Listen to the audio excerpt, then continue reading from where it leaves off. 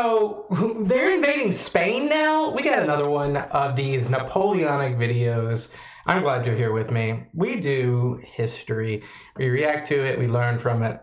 And you guys are here for the ride. I appreciate you guys being here. Subscribe if you like history. We got the invasion of Spain. This takes place in 1808. We know this is because of the continental system. And is it really Spain? Or is this Portugal?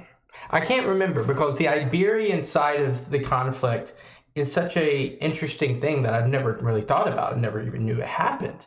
So today we're going to learn a little bit about the invasion of Spain that took place in 1808. Lego.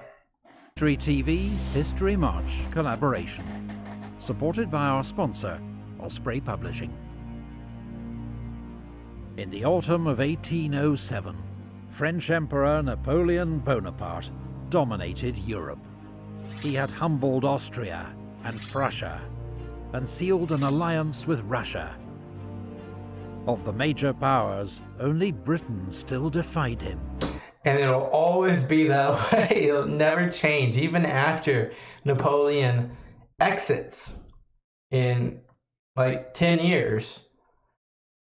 There's going to be animosity always between Great Britain and France, and it's been that way for 1,000 years. Safe from invasion thanks to its powerful navy. Napoleon had ordered all territory controlled by France or its allies to stop trading with Britain. The so-called continental system, or blockade, designed to wreck Britain's economy and force its government to make peace. But neutral Portugal had continued to trade with its historic ally, Britain.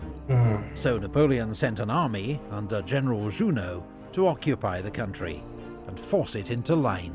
And we know, of course, the royal family will abandon ship. They'll go to Brazil. No one really puts up a fight, and that's pretty much all we know, though.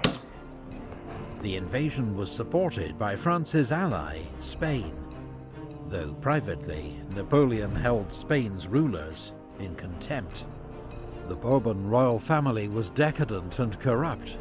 The king and crown prince loathed each other, while the country was effectively run by Chief Minister Manuel Godoy, the Queen's lover.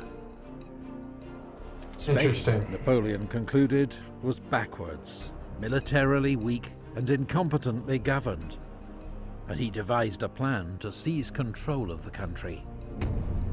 Spaniards! After a long agony, your nation was perishing. I have seen your pain, and I am bringing you a remedy. And he does this. He does this. We saw this in northern Italy. We saw this in what was Poland. He is a savior. That's what he says. In the spring of 1808, under the pretext of guarding Spain against the British, French troops took up strategic positions around the country. The Spanish people saw the French military presence as the latest in a long line of humiliations, and held Chief Minister Manuel Godoy responsible. And we know that, what was it? It's on the tip of my tongue, but there was the Spanish Navy just fell on its face. Was it Cape St. Vincent? I can't remember. But they fell on their face. Their entire fleet was essentially destroyed. And we saw that was due to Horatio Nelson.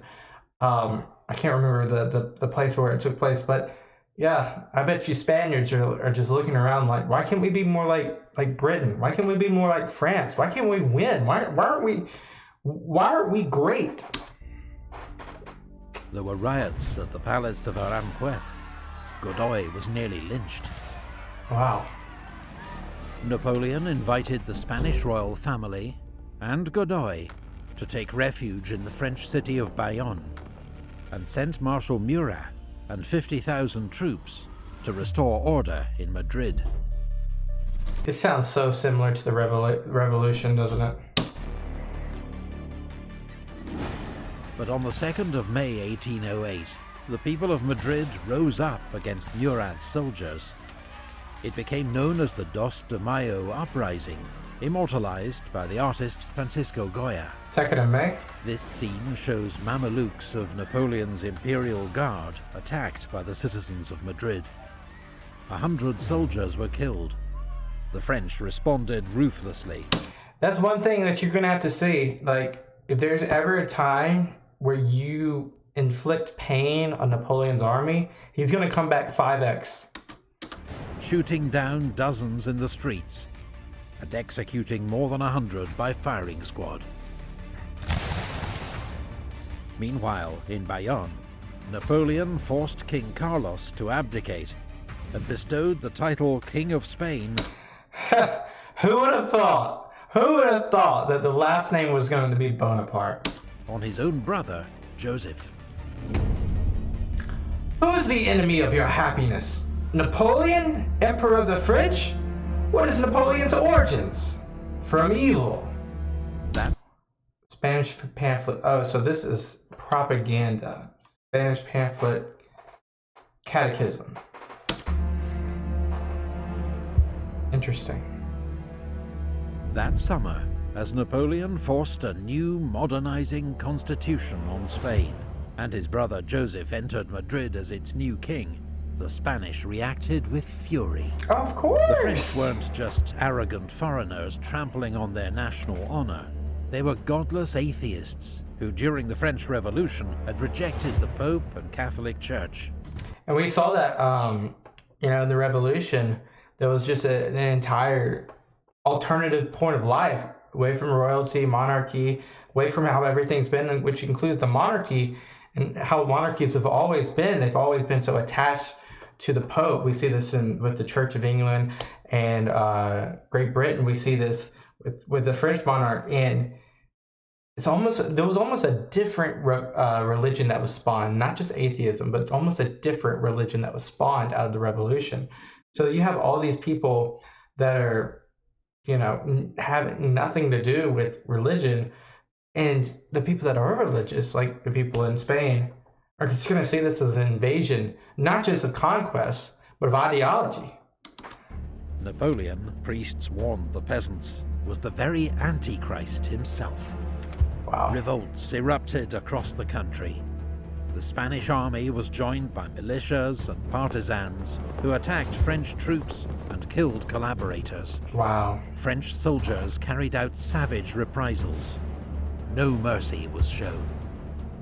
The countless atrocities horrified Francisco Goya and led to his famous Disasters of War series. I'm guessing he's a famous artist that I don't know about yet who drew these. Crazy. But it's good to have these, It's good because history is not black and white as these photos are, but more gray. At first, it seemed the French would easily put down the revolt. Girona, Valencia, and Zaragoza were besieged by French troops, while the Spanish army of Galicia was routed by Marshal Bessières at the Battle of Medina del Rio Seco. But 8 days later, as General Dupont and 3 French divisions withdrew from Córdoba, slowed down by wagons piled high with loot, they were surrounded at Bailén by General Castaños' army of Andalusia and forced to surrender. The Spanish took 18,000 French prisoners, about half of whom later died of starvation. Bailén was a humiliation for France, her first major defeat since Napoleon became emperor.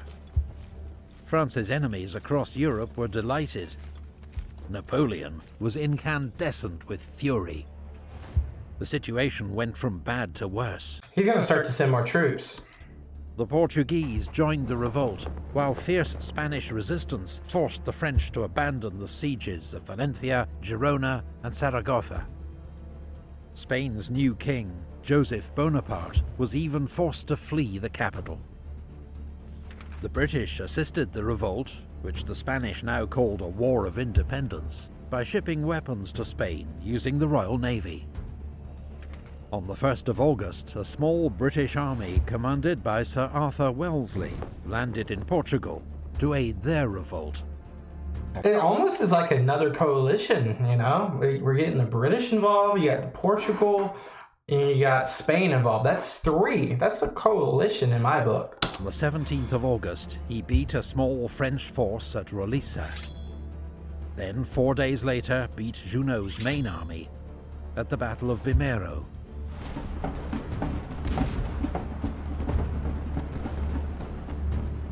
But Wellesley's newly arrived superior, Sir Hugh Dalrymple, then agreed to repatriate Junot and his army to France, with all their arms and plunder, using British ships. In Britain, the generous terms were seen as a disgrace and scandal. A subsequent inquiry exonerated Wellesley, the future Duke of Wellington, but Dalrymple never held command again. They see that as almost treason, don't they? Everywhere where I'm absent, they commit nothing but follies. Wow.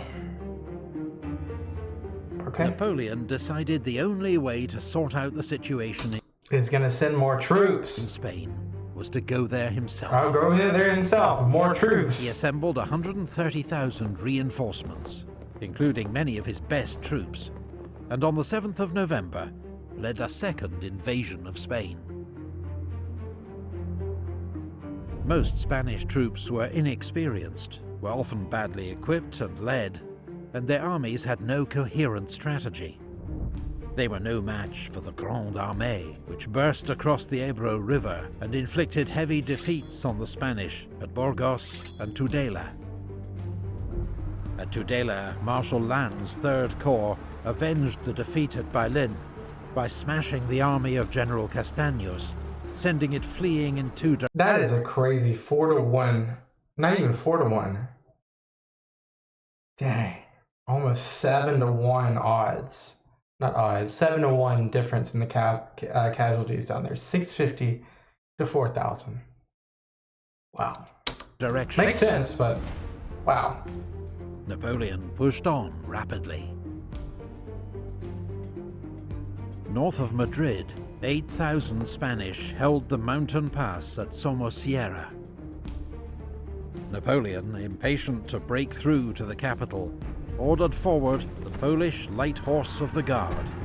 In an attack of almost suicidal bravery, they charged the Spanish guns head-on and enabled the French to take the pass. 4 days later, after Napoleon threatened to obliterate the city, Madrid opened its gates to his army.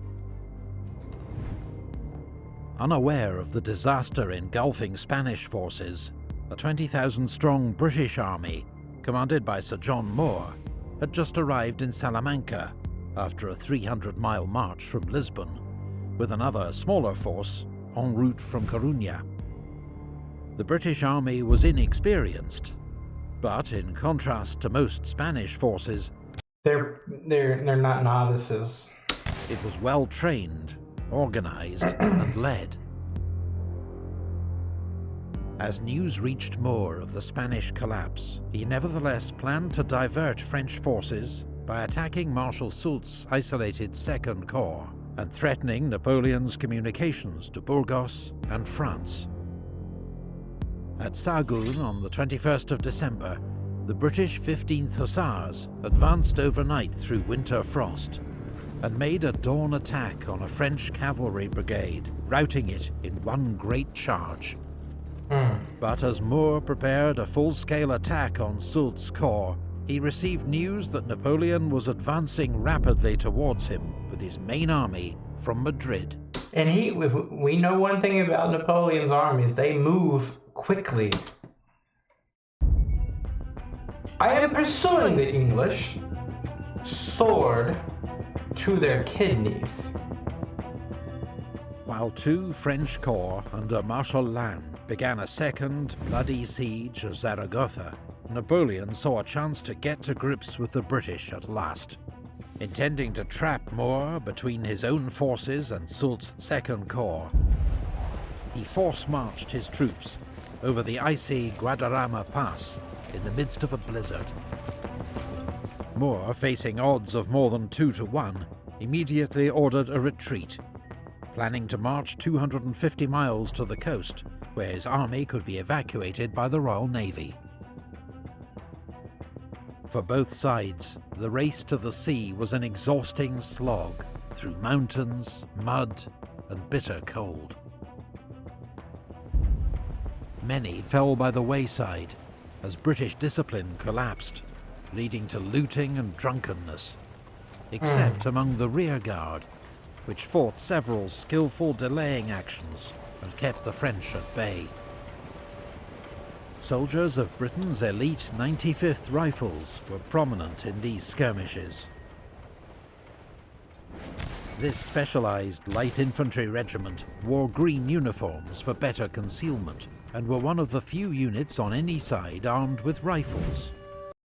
I wonder, I mean, everyone's so standardized in this time frame.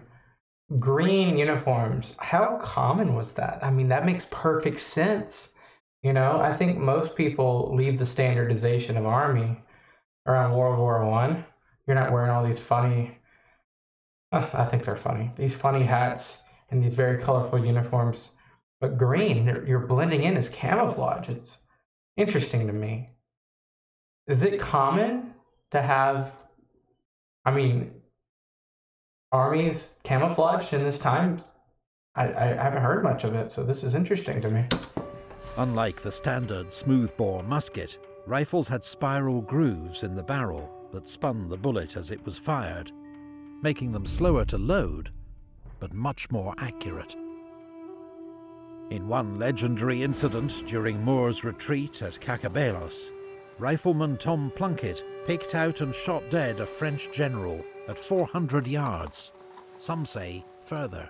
Which general? I mean, if it's a general, they should know.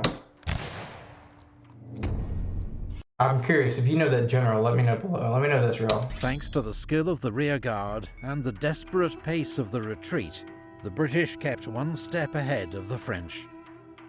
On New Year's Eve, Napoleon received grave news from Paris. Rumours of plots, and Austria mobilizing once more for war. Here comes Austria once again.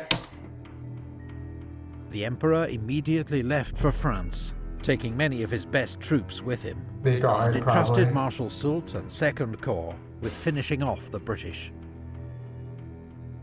The pursuit continued, but on the 11th of January 1809, Moore's ragged army reached Corunna. For Sir John Moore's exhausted army, the Spanish port meant supplies, rest, and the prospect of rescue. But few ships were there to meet them on the 11th. Fortunately, the British had been able to blow up bridges behind them to delay Marshal Soult's advance. And 3 days later, on the 14th of January, the naval transports arrived, allowing Moore to begin embarking his cavalry and artillery. But the very next day, Soult's army appeared on the hills south of Corunna, taking up positions on the heights of Peñasquedo, where he sighted his main battery of cannon. Half of Moore's army deployed in a defensive line 2 miles south of the city, with 2 divisions held back to protect his right flank. Both armies were roughly 16,000 strong. The French had 4 regiments of dragoons, while the British cavalry was already aboard ship. But the broken terrain of walls, hedges, and olive trees made it a battlefield ill-suited to cavalry. Soult's plan was to attack the British right flank and trap Moore's army against the sea. Around 2 p.m, the French artillery opened fire. Then Mermet's infantry division advanced, supported by Lahoussaye's dragoons on his left. Moore had been unsure if Soult would attack, and had just ordered Paget's division to begin embarkation. Now he hurriedly cancelled that order, ordering Paget instead to bring up his men to reinforce his open flank, and Fraser's division to take up position on the heights of Santa Margarita. The 2 green squares on Paget's division, Are those the rear guard special units that we were seeing on the retreat? The French advanced through hedges and over walls, with heavy firing from skirmishers on both sides. Then the British counterattacked. The 42nd Highlanders and 50th Foot charged into the village of Elvina and drove the French out. But in confused fighting, they in turn were soon pushed back to their own lines. Sir John Moore was close to the front line, observing developments, urging on officers and men. But as he ordered up the Guards Brigade to reinforce the line, he was hit in the shoulder by a cannonball. Oh no! Oh. I was going to say by a musket fire, but a cannonball. Is that it? Is he GG'd? He remained conscious, but it was obvious the wound was fatal, and he was carried back to the city. Soult sent forward Merle's division to support the attack on Elvina. Scottish General Sir John Hope had taken over command of the British army from the dying Moore, and he ordered forward 2 battalions of infantry to meet the French attack. Paget's division, led by skirmishers of the 95th Rifles, arrived to shore up the British right flank. The terrain was so bad for horses that French dragoons chose to dismount and fight on foot, but were slowly pushed back by the British. That's insane. Paget's advance threatened the flank of Mermet's attack on Elvina, and he too was forced to withdraw, while an attack on the right by Delaborde's infantry secured a foothold in the village of Piedralonga, but got bogged down in heavy skirmishing. Around 6 p.m, dusk fell, and firing died out across the battlefield. Are they going to try to escape through the night? News that the British line had held reached Moore shortly before he died in Coruña, around 8 p.m. That night, the British lit campfires and posted sentries, then silently withdrew to Coruña to begin embarkation. Knew it. The next morning, the French found the enemy positions abandoned, but they were slow to take advantage. It wasn't until noon that they were able to bring up 6 cannon and get them into position overlooking the Bay of Coruña. The British had almost completed their evacuation by the time the French guns opened fire. In a hurried departure, a few British transports ran aground, and 2 were set on fire, but overall, losses were light. A small Spanish garrison held Coruña, waiting until the British fleet had escaped to sea, before surrendering. Yeah. That's wild. I hope the people of England will be satisfied. I hope my country will do me justice. Whether Moore's retreat to Coruña was a British disaster or miraculous escape is still debated. And did he abandon Spain in its hour of need, or draw off Napoleon's main force, buying time for others? Either way, Britain's only army had been saved, and would return to fight another day, while Napoleon now faced the prospect of a long war on the Iberian Peninsula, and renewed conflict with Austria, a war on 2 fronts that would challenge his empire like never before. Napoleon had blundered in Spain, but it was years before the scale of his mistake was evident. Then he would say, "I embarked pretty badly on this affair, I admit it. The immorality showed too obviously. The injustice was too cynical. The whole of it remains very ugly." At least he's self-aware. If you'd like to learn more... That's crazy, though. I had no idea that the Napoleonic Wars took us to the Iberian Peninsula. What an interesting retreat, a revolt situation that happened there. Eye-opening for real. And it kind of reminded me of all of the things happening in the Levant and in Egypt when you had revolts there. But it's getting good. It's already been good, but it's getting really good when it comes to the plot of this Napoleonic era. I appreciate you guys for watching with me. Thank you guys so much. Subscribe if you haven't already. And peace out. Bye-bye.